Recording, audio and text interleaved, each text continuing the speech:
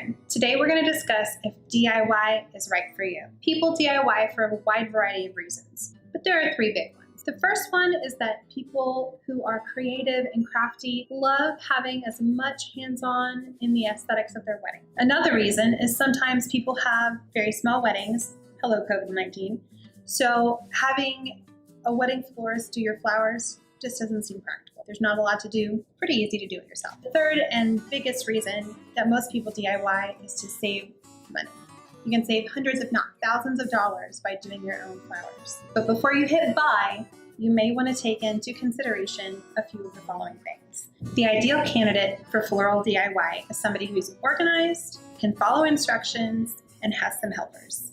It can be really stressful if you don't have helpers, so make sure that you have people who are committed to helping you in your DIY floral endeavor. And of course, being flexible is very important.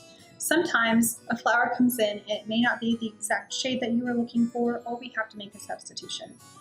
Just like with any other florist, we have to roll with the punches, and you should be able to as well. You also want to make sure you have a great place to work, like a kitchen or a dining room or a workshop, a garage, as long as it's not too hot.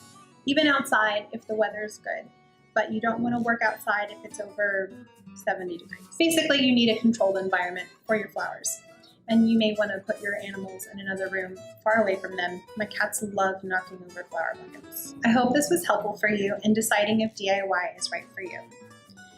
Please like, share, and subscribe for more floral DIY content, and visit us at www.petalsavvy.com.